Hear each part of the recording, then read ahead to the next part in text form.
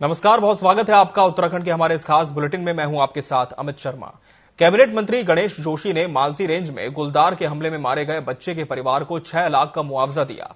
उन्होंने पीड़ित परिवार को अपने कैंप कार्यालय देहरादून में बुलाया था। इसके बाद डीएफओ नीतीश मणि त्रिपाठी की मौजूदगी में उन्हें चेक दिया गया है। कैबिनेट मंत्री गणेश जोशी ने बताया कि केंद्र की ओर से 4 लाख का मुआवजा और राज्य सरकार की ओर से 2 लाख रुपए दिए गए हैं।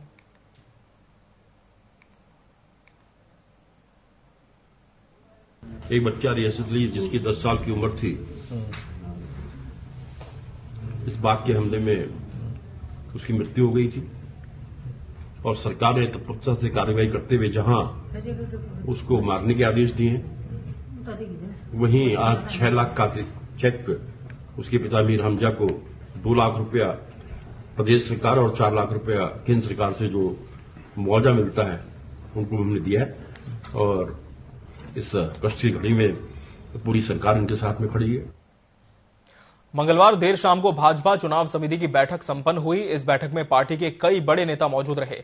बैठक की जानकारी देते हुए प्रदेश अध्यक्ष महेंद्र भट्ट ने बताया कि 5 विधानसभा सीटों के लिए दावेदारों का एक पैनल तैयार कर लिया गया है, जिसे बुधवार को केंद्रीय पार्लियामेंट्री बोर्ड को भेजा जाएगा। उसके बाद ही प्रत्याशी के नाम पर मुहर लगेगी। उन्होंने बताया कि 5 लोकसभाओं को मिलाकर 55 नाम आए हैं, जिनको आगे भेजा जा रहा है।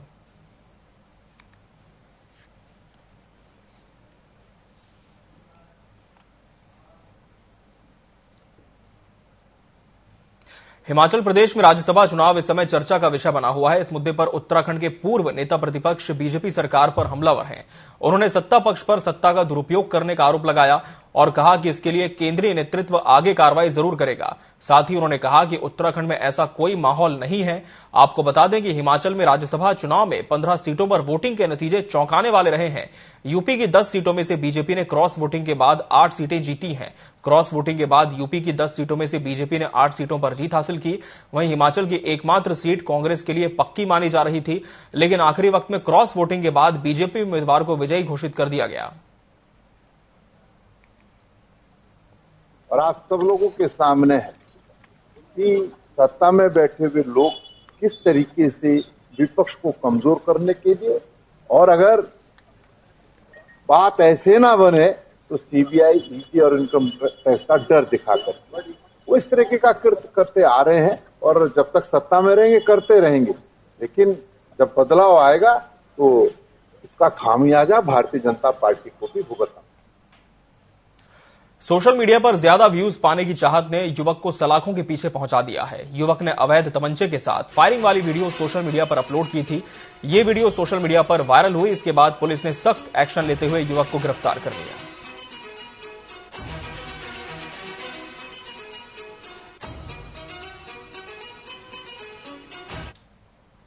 तो हम लोगों ने उसमें जो मुलजिम है उसको अरेस्ट कर लिया है। उससे इलीगल वेपन भी हम लोगों ने बरामद किया है और साथ में उस पर आर्म्स एक्ट के अंतर्गत विधिक कार्रवाई की गई है।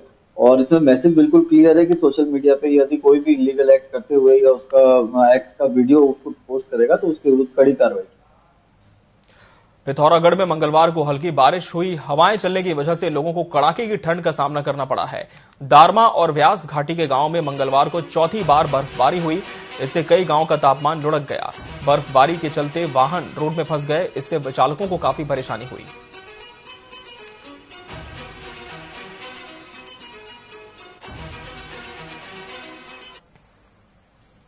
निर्वाचन विभाग ने स्वीप कार्यक्रम के तहत मंगलवार को जिलाधिकारी कार्यालय से दिव्यांग रथ रवाना किया। निर्वाचन अधिकारी हिमांशु खुराना और स्वीप के नोडल अधिकारी अभिनव शाह ने वाहनों को हरी झंडी दिखाकर रवाना किया।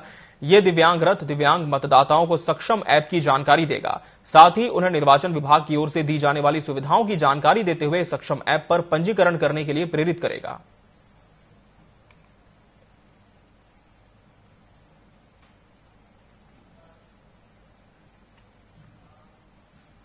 राजधानी देहरादून में संस्कृति, साहित्य एवं कला परिषद की ओर से सिलक्यारा विषम चुनौती से समाधान संवाद कार्यक्रम और संगोष्ठी का आयोजन किया गया। इसमें मुख्य अतिथि पूर्व राज्यपाल ने विषम चुनौतियों से सतर्क करने की सलाह दी।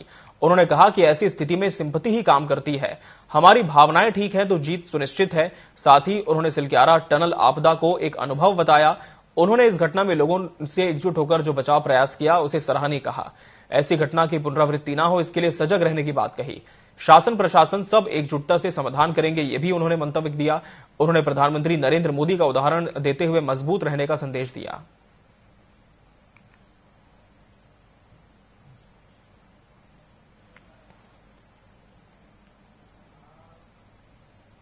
लखीमपुर खीरी जिले के तराई के दुधवा टाइगर रिजर्व से बाघिन का शावकों के साथ देखे जाने का एक वीडियो सोशल मीडिया पर वायरल हो रहा है। वीडियो में साफ देखा जा सकता है कि किस तरह से बाघिन अपने नन्हे मुन्ने शावकों के साथ खेलती नजर आ रही है। इस वीडियो के वायरल होने के साथ पर्यटकों और प्रशासन में खुशी की लहर है।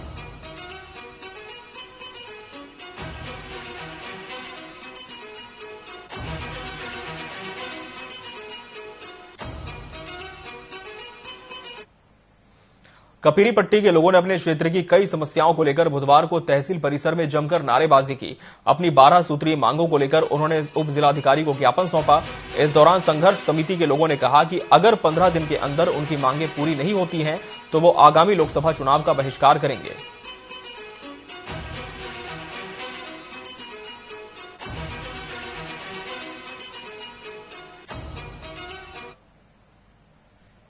रामनगर वन प्रभाग के कोसी रेंज के नदी किनारे एक मादा बाघ का शव मिलने से अधिकारियों में हड़कंप मच गया।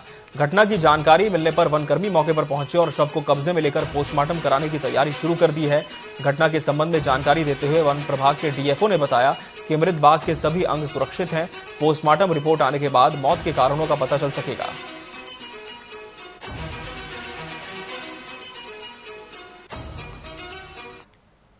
लगभग 8 से 10 साल की टाइग्रेस लग रही है, ओल्ड फीमेल लग रही है। तो अभी हमारे 2 डॉक्टर्स भी आ चुके हैं, उसका पोस्टमार्टम कर रहे हैं और वहाँ जो एरिया में हमने पूरा कॉर्डन ऑफ करके पूरा जांच कर ली है। अब तक ऐसे कुछ सस्पिशियस कुछ मिला नहीं है और पोस्टमार्टम करने के बाद उसका डीएनए सैंपल्स और विसरा सैंपल्स भी हम सीसीएमबी हैदराबाद भेज देंगे और उसका जैसे ही रिपोर्ट आता है और क्लैरिटी आ जाएगा। बनभूलपुरा हिंसा के आरोपी अब्दुल मलिक को पुलिस गिरफ्तार कर चुकी है। जिला प्रशासन अब्दुल मलिक की संपत्ति का ब्यौरा जुटा रहा है। दूसरी तरफ अब्दुल मलिक के ट्रस्ट वाले हल्द्वानी कमलुवा गांजा स्थित नर्सिंग और बीएड कॉलेज के गेट के आगे युवा संकल्प समिति से जुड़े हिंदूवादी संगठनों ने जोरदार प्रदर्शन के साथ हनुमान चालीसा का पाठ किया। संगठनों के कार्यकर्ताओं ने कहा कि संप्रदाय विशेष के लोगों ने लगातार असामाजिक कृत्य किया है। पूर्व में कई घटनाएं हो चुकी हैं, ऐसे में इन घटनाओं पर रोक लगाई जाए। हिंदूवादी संगठन के लोगों ने आरोप लगाया कि कॉलेज बनाने के दौरान मंदिर भी ध्वस्त कर दिया था, जो कि हिंदू धर्म में आस्था रखने वालों के साथ अन्याय है। कार्यकर्ताओं ने कहा कि प्रशासन को इस ओर ध्यान देना चाहिए और कॉलेज की भी जांच होनी चाहिए।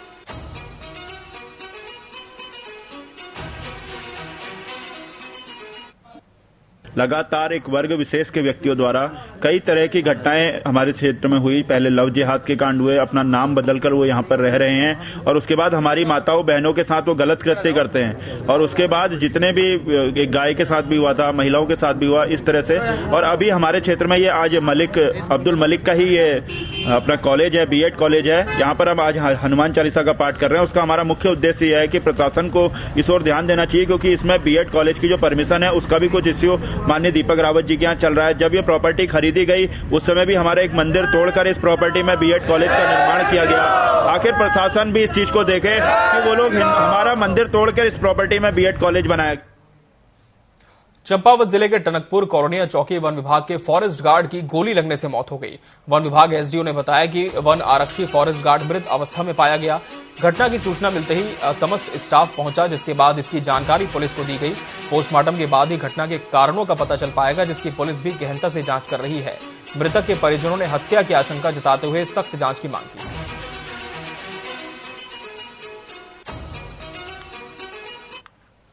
हमारे यह भाई को गोली यह अपने हाथ से तो मार नहीं सकता वो, और लेकिन यह इन लोगों ने जिसने भी इनके साथ यह इनके फॉरेस्ट विभाग के जो साथ में थे उन लोगों ने इनके साथ अन्याय करा है, तो हमें उसका न्याय चाहिए। बस चौकी में वो मृत अवस्था में पाए गए। तो घटना के बारे में सुनते ही हमारा समस्त स्टाफ और पुलिस को भी इसकी जानकारी दी गई। तो पुलिस टीम भी इसकी जांच पड़ताल में जुड़ी है और घटना के कारणों का पोस्टमार्टम के बाद और पता चल पाएगा और पुलिस भी इसकी गहनता से जांच कर रही है। और यहां रुकेंगे एक ब्रेक के लिए। ब्रेक के बाद भी खबरें जारी हैं।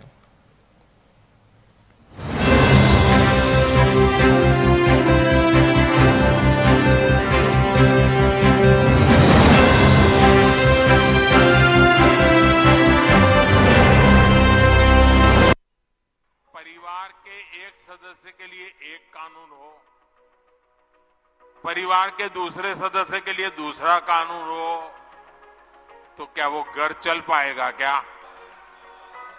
फिर ऐसी दोहरी व्यवस्था से देश कैसे चल पाएगा? हमें याद रखना है कि भारत के संविधान में भी नागरिकों के समान अधिकार की बात कही गई है। प्रधानमंत्री जी के मार्गदर्शन में उत्तराखंड के मुख्यमंत्री श्री पुष्कर सिंह धामी ने समान अधिकारों के संकल्प की सिद्धि में महत्वपूर्ण कदम बढ़ाकर एक नया इतिहास रच दिया है। आजादी के बाद देश का पहला समान नागरिक संहिता विधेयक उत्तराखंड विधानसभा में पारित हो गया है, जिसके साथ Uttarakhand uniform civil code bill pass करने वाला देश का पहला राज्य बन गया है। उत्तराखंड में एक ऐसे काम की शुरुआत हो रही है, एक ऐसा काम आगे बढ़ रहा है जिसकी प्रतीक्षा देश को लंबे समय से थी। इसमें जहां मैं अपने नेतृत्व का धन्यवाद करना चाहता हूं कि उन्होंने हमारा मार्गदर्शन किया, आदरणीय प्रधानमंत्री जी का, साथ ही साथ मैं उत्तराखंड की देवतुल्य जनता का भी मैं दिल से उनका आभार व्यक्त करना चाहता हूं, उनको प्रणाम करता हूं, नमन करता हूं। विधेयक में एक समान सामाजिक नियम लागू करके सभी भेदभाव और कुरीतियां समाप्त करने का प्रावधान है। विधेयक में सभी धर्म समुदायों में विवाह, तलाक, गुजारा भत्ता और विरासत के लिए एक ही कानून का प्रावधान है। समान नागरिक संहिता विधेयक लैंगिक समानता को बढ़ावा देने और सभी नागरिकों के लिए कानूनी प्रक्रिया को सरल और सुलभ बनाने में बेहद महत्वपूर्ण है। हर उत्तराखंड वासी को बराबरी का अधिकार दिलाने के लिए राज्य सरकार प्रतिबद्ध है। समान नागरिक, समान अधिकार। यशस्वी प्रधानमंत्री श्री नरेंद्र मोदी जी के कुशल नेतृत्व में मध्य प्रदेश के कर्मठ मुख्यमंत्री डॉक्टर मोहन यादव प्रदेश को नई ऊंचाइयां देने के लिए प्रतिबद्ध हैं। इसी क्रम में यूनिफॉर्म सिविल कोड यानी समान नागरिक संहिता विधेयक को राज्य विधानसभा में पारित कर पुष्कर सिंह धामी सरकार ने देवभूमि उत्तराखंड में इतिहास रच दिया। समान नागरिक संहिता उत्तराखंड 2024 विधेयक को पारित करने की मैं अनुज्ञा चाहता हूँ। विधेयक के पारित होते ही उत्तराखंड बन गया है स्वतंत्र भारत का पहला ऐसा राज्य जिसने संविधान निर्माताओं के समान नागरिक संहिता के लिए देखे गए स्वप्न को धरातल पर उतारने की दिशा में मजबूती से कदम बढ़ाए। 2 साल पहले मुख्यमंत्री धामी ने प्रदेश की जनता से समान नागरिकता संहिता कानून को प्रदेश में लागू करने का जो वादा किया था, उस वादे को पूरा करके प्रदेश सरकार ने अपने संकल्प को सिद्धि तक पहुंचाकर अपनी वचनबद्धता को बखूबी साबित किया। इस कानून में विवाह, तलाक, गुजारा भत्ता, उत्तराधिकार, गोद लेने जैसे मुद्दों को शामिल किया गया है। यह कानून सबको एक तरह से समानता का कानून है, सबको एक रूपता का कानून है, सबकी एकता का कानून है, सबका समान अधिकार का कानून है। भारत के संविधान के अनुच्छेद 44 में सभी नागरिकों के लिए समान कानून लागू करने की बात कही गई है। आने वाले समय में देश के अन्य राज्यों के लिए भी ये मील का पत्थर बनेगा। लिया था जो दृढ़ संकल्प, उसे पूरा किया। उत्तराखंड में यूसीसी विधेयक पारित किया। परिवार के एक सदस्य के लिए एक कानून हो, परिवार के दूसरे सदस्य के लिए दूसरा कानून हो, तो क्या वो घर चल पाएगा क्या? फिर ऐसी दोहरी व्यवस्था से देश कैसे चल पाएगा? हमें याद रखना है कि भारत के संविधान में भी नागरिकों के समान अधिकार की बात कही गई है। प्रधानमंत्री जी के मार्गदर्शन में उत्तराखंड के मुख्यमंत्री श्री पुष्कर सिंह धामी ने समान अधिकारों के संकल्प की सिद्धि में महत्वपूर्ण कदम बढ़ाकर एक नया इतिहास रच दिया है। आजादी के बाद देश का पहला समान नागरिक संहिता विधेयक उत्तराखंड विधानसभा में पारित हो गया है, जिसके साथ Uttarakhand uniform civil code bill pass करने वाला देश का पहला राज्य बन गया है। उत्तराखंड में एक ऐसे काम की शुरुआत हो रही है, एक ऐसा काम आगे बढ़ रहा है जिसकी प्रतीक्षा देश को लंबे समय से थी। इसमें जहां मैं अपने नेतृत्व का धन्यवाद करना चाहता हूं कि उन्होंने हमारा मार्गदर्शन किया, आदरणीय प्रधानमंत्री जी का, साथ ही साथ मैं उत्तराखंड की देवतुल्य जनता का भी मैं दिल से उनका आभार व्यक्त करना चाहता हूं, उनको प्रणाम करता हूं, नमन करता हूं। विधेयक में एक समान सामाजिक नियम लागू करके सभी भेदभाव और कुरीतियां समाप्त करने का प्रावधान है। विधेयक में सभी धर्म समुदायों में विवाह, तलाक, गुजारा भत्ता और विरासत के लिए एक ही कानून का प्रावधान है। समान नागरिक संहिता विधेयक लैंगिक समानता को बढ़ावा देने और सभी नागरिकों के लिए कानूनी प्रक्रिया को सरल और सुलभ बनाने में बेहद महत्वपूर्ण है। हर उत्तराखंड वासी को बराबरी का अधिकार दिलाने के लिए राज्य सरकार प्रतिबद्ध है। समान नागरिक, समान अधिकार।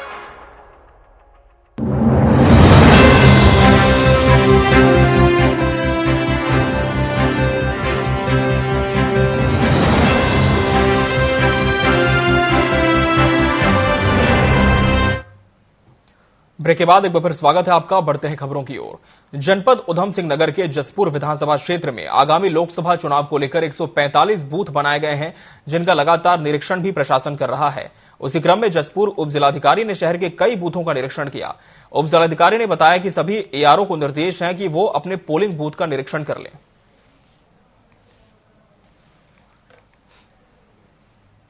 आसन है और सर पे है, और तो इलेक्शन कमीशन से भी सभी एआरओ को निर्देश हैं कि वो अपने पोलिंग बूथ्स का भ्रमण कर लें।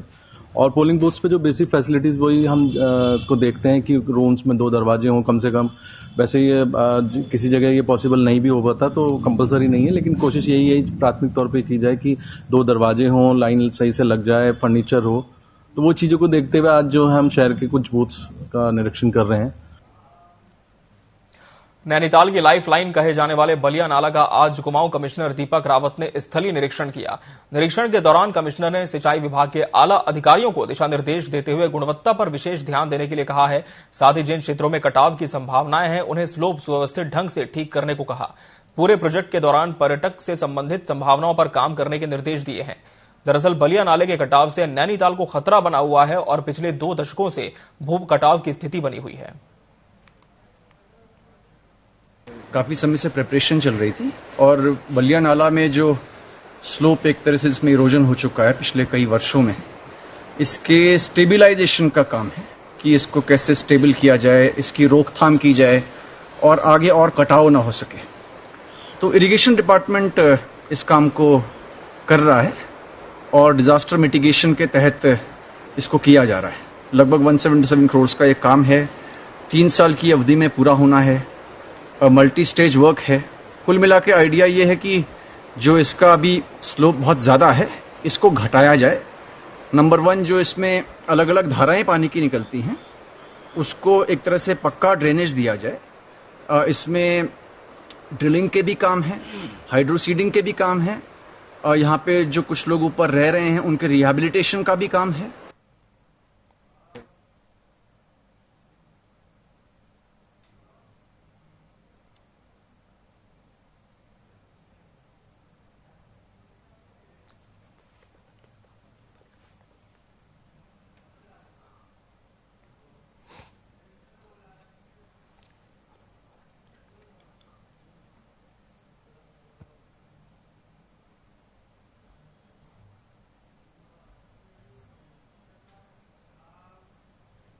अल्मोड़ा में विश्वनाथ घाट के पास सोयाल नदी में एक युवक का शव मिलने से हड़कंप मच गया। पुलिस ने एसडीआरएफ जवानों की मदद से शव को नदी से बाहर निकाला।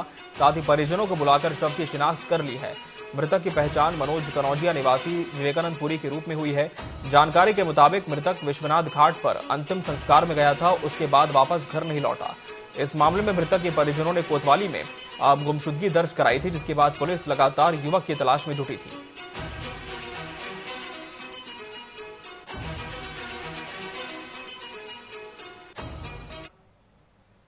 उत्तरकाशी में अवैध नशे और अन्य काले धंधे करने वालों पर पुलिस की टीम लगातार कार्रवाई कर रही है। इसी कड़ी में नगुण बैरियर से कांजल की लकड़ी की तस्करी करते हुए पुलिस ने 3 आरोपियों को गिरफ्तार किया है। आरोपी सहारनपुर उत्तर प्रदेश में लकड़ी बेचने की फिराक में थे। पुलिस ने आरोपियों से 199 नग कांजल की लकड़ी बरामद कर वन विभाग को सौंपी है। काजल काट की लकड़ी है, 192 नग लकड़ी बरामद की गई है 3 तस्करों से, और इनके तस्करों के नाम है देवेंद्र पुत्र भैरव सिंह, जो कि पठाली ओखीमठ रुद्रप्रयाग का रहने वाला है। और बाकी 2 लोग हैं, श्याम बहादुर और रोशन बहादुर। ये दोनों का मूल निवासी ये नेपाल के रहने वाले हैं और इनसे पूछताछ में भी बताया गया कि ये जो लकड़ी है इसको लेके सहारनपुर ले जा रहे थे। इस लकड़ी की जो बरामद लकड़ी है उसकी अनुमानित कीमत लगभग 20 से 25 लाख रुपए बताई जा रही है और ये अंतर्राष्ट्रीय बाजार में इसको मेडिसिनल पर्पस में, दवाइयों के उपयोग में और भी काफी उपयोग में लिया जाता है। काजल काट की लकड़ी है।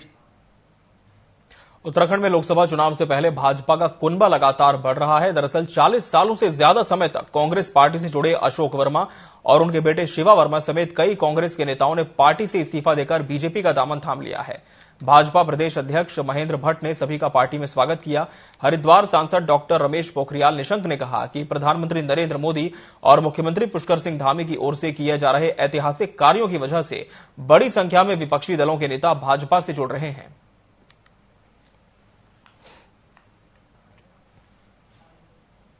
आज ओबीसी से जुड़े हुए अशोक वर्मा जी हों, हरिद्वार से भी और ओबीसी की बड़ी संख्या में कार्यकर्ता जुड़े हैं। मैं ये कह सकता हूं कि समाज के हर वर्ग को जोड़ने की जो हमने पहल की थी उसमें बड़ी संख्या में, लगभग आज इस बात को भी मैं कह सकता हूँ बड़ी लंबे समय तक जो कांग्रेस के पृष्ठभूमि जुड़े रहे, आज वो मोदी जी के विकास कार्यों को लेकर, मुख्यमंत्री विकास पुष्कर सिंह धामी जी के विकास को प्रभावित होकर दल के अंदर आ रहे हैं और अभी ये क्रम हमारा सतत चलेगा। अभी 5 तारीख से मुख्यमंत्री जी और मेरा प्रवास सभी विधानसभा के अंदर है और लगभग मुझे लग रहा है 20,000 की संख्या कांग्रेस और बसपा और सपा के ऐसे कार्यकर्ताओं के तो मतलब जुड़ेंगे। आज भी 3264 जो मुझे संख्या बताएगी ऐसे लोगों ने दूसरे दलों के भारतीय जनता पार्टी से हिस्सा लिया।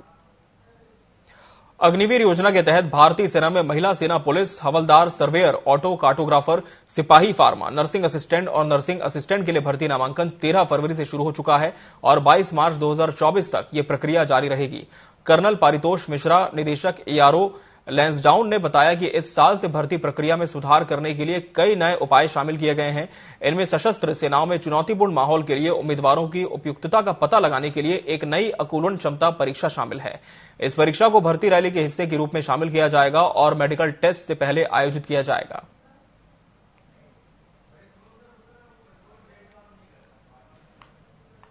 हम ये जो प्रेस कॉन्फ्रेंस कर रहे हैं वो इसीलिए कर रहे हैं क्योंकि हमें रुझान बहुत पॉजिटिव दिख रहा है और इसीलिए जो है हम बच्चों तक पहुंचना चाहते हैं ताकि उनकी मैक्सिमम जो है, जैसे मैंने आपको बताया बच्चों को कि आप एक ट्रेड से ज्यादा अप्लाई करें ताकि जो है बच्चों को हम मैक्सिमम असिस्टेंस रेंडर करा सकें, उनका सिलेक्शन का चांस बढ़ सके ताकि अगर मान लो वो जीडी में नहीं हो रहे और उनकी क्वालिफिकेशन टेक्निकल या क्लेरिकल या ट्रेड्समैन में हो रही है तो वो उसके अंदर भी क्वालिफाई कर सकते हैं, पर उनको वो मालूम नहीं है, वो सिर्फ जीडी के अंदर वो कर रहे हैं। छत्तीसगढ़ बजट सत्र के अवसान को लेकर सीएम विष्णुदेव साय का बयान सामने आया है। सीएम ने कहा कि बजट सत्र बहुत सौहार्दपूर्ण वातावरण में हुआ, इस दौरान सभी ने बढ़िया परफॉर्मेंस दी। ये नहीं लगा कि नया विधानसभा सत्र था। घोर नक्सल प्रभावित क्षेत्र के 3 गांव के आदिवासियों के विधानसभा भ्रमण और मुलाकात को लेकर सीएम ने कहा कि वो राजधानी रायपुर के भ्रमण पर हैं। उनके क्षेत्र के विकास के लिए योजना भी लागू की गई है। गांव से जो कभी बाहर नहीं निकले थे वो अब राजधानी के भ्रमण पर निकले हैं तो नई सोच डेवलप होगी। हमारी डबल इंजन की सरकार उन तक सभी योजनाएं पहुंचाएगी। सीएम ने कांग्रेस पर तंज कसते हुए कहा कि कांग्रेस डूबती नैया है, नैया में छेद हो गया है, पानी भर रहा है तो लोग सुरक्षित जगह तो देखेंगे ही।